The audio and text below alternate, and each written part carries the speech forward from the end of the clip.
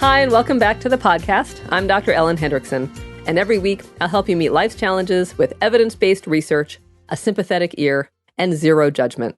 We'll use the best of psychology to help you be happy, healthy, and most importantly, yourself. Panic is no picnic.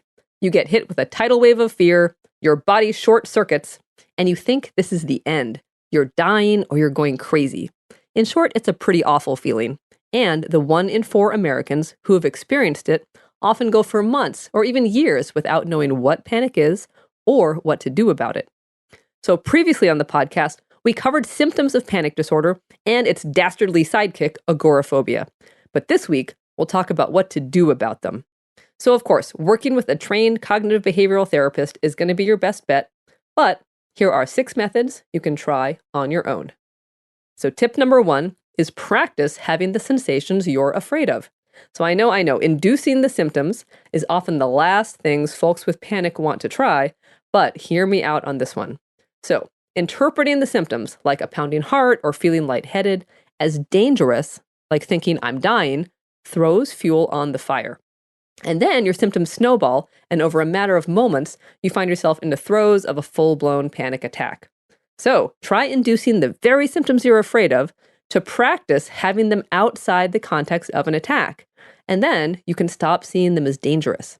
You'll learn that your body can handle a racing heart or a tight throat. And when you practice having your own symptoms, you're always in control. And you'll get the chance to habituate. Or, as I like to say, your brain will get bored. So if you're worried about a pounding heart, hop on the treadmill. If you're terrified of feeling dizzy, sit in an office chair and spin around and around. If you're worried about shortness of breath, practice breathing through a coffee stirrer.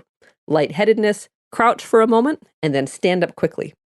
So in another example, one of my patients was terrified of feeling overheated, and so he decided to practice by hanging out in the always too hot copy room at his office. It was really creative, and it worked like a charm.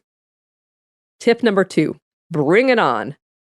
Now this sounds weird, but in panic disorder, which is fear of having a panic attack, a little reverse psychology works wonders. When you start to worry about panic, or you feel that first twinge, tell yourself, hey body, I want more. Bring it on. Hit me with your best shot. And ironically, being willing to feel panic symptoms will stop the cycle of escalation.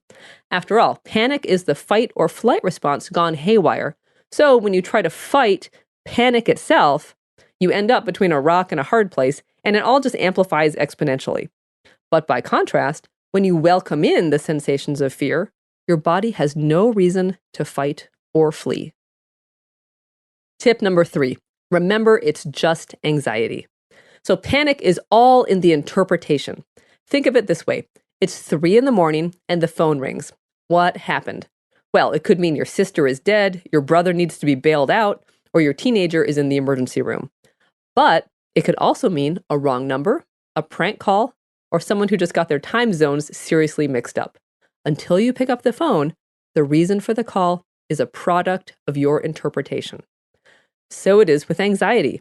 Instead of interpreting it as, I'm dying, think, this is just my broken burglar alarm. I felt this before, and I wasn't dying then, and I'm not dying now. Interpret the anxiety not as something dangerous, but as something annoying you've handled before and can handle again. It's just anxiety. Tip number 4, come up with a new thought. The thoughts that go through our head, the cognitive symptoms we described a couple of weeks ago on the podcast, are scary. I'm going crazy. I'm going to pass out. I'm going to throw up and humiliate myself. The list goes on. So when you feel panic starting to rise, talk back to your thoughts in a new way. One patient of mine made her new thought, I got this. Another thought of it as a smackdown between her and anxiety. And a third decided on none other than F you, anxiety. Choose something that works for you. Tip number 5, slowly inch into panic situations. So one patient of mine had a panic attack in a fitness class and not only didn't go back, but also stopped exercising entirely. She wouldn't even take the stairs because she was worried that getting her heart rate up would induce another panic attack, something she never, ever wanted to experience again. So to fight her panic, In addition to challenging the thought that her heart couldn't handle exertion, she also started slowly inching back into exercise and getting her heart rate up, a little at a time. First, she jogged a few steps, then a block, then around the block, and slowly she got herself back to the gym. Now, if it's a place you fear, like being worried you'll have a panic attack in a crowded movie theater, start by going to the theater and sitting as close to the exit as possible. But next time, move up a few rows, then move in a couple of seats, and so on. But don't move on to the next step until your current step is easy. Remember, your brain has to get bored. Tip number 6, avoidance feeds panic. Now, think of a situation that makes you panicky. I'll bet you white knuckle it until you can't stand it anymore and then quit, which makes you feel better. True, but consider this. While quitting does make you feel better in the short term, it also reinforces the idea that what you're doing was dangerous. Now, this makes sense if you're feeling panicky about swimming with sharks while you have a nosebleed, but it doesn't make sense if you're feeling panicky about crossing a parking lot, sitting in a restaurant, or riding the subway. You must be willing to endure a little anxiety, emphasis on little, never more than you're ready for, so your brain can round the corner and start getting bored. You don't have to jump in with both feet. Aim for inducing about a 3 on a 1 to 10 scale. You need to start with some anxiety in order to give you something to work with. So experience the 3 and then wait it out. Your anxiety might escalate to a 4 or a 5 at first, but if you stick with it rather than quitting, it'll eventually go back to a 3, and then a 2, and then a 1. So try it out. Your brain will get bored, but you have to let it get over the hump. Then you can move on to the next step. As you master more and more situations, even the things you thought would be 9s or 10s will start to look easier. Before you know it, you'll be driving across bridges on windy days and sitting smack in the middle of a crowded restaurant, which is infinitely more fun than sitting in the emergency room with doctors telling you nothing's wrong. If you learned something from this episode, let me know by signing up for the forthcoming Savvy Psychologist email newsletter. Along with Zero Judgment, I hereby promise you zero spam, just a monthly newsletter. We never sell or rent your email address, so to sign up, go to quickanddirtytips.com/newsletters.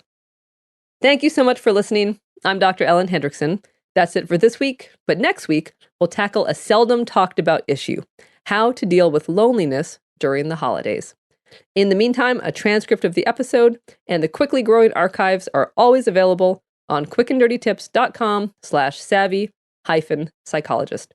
And of course, I always have to say, the Savvy Psychologist is strictly for informational purposes and doesn't substitute for psychiatric care or psychotherapy by a licensed professional. Thank you so much for listening, and I'll see you next week for a happier, healthier mind.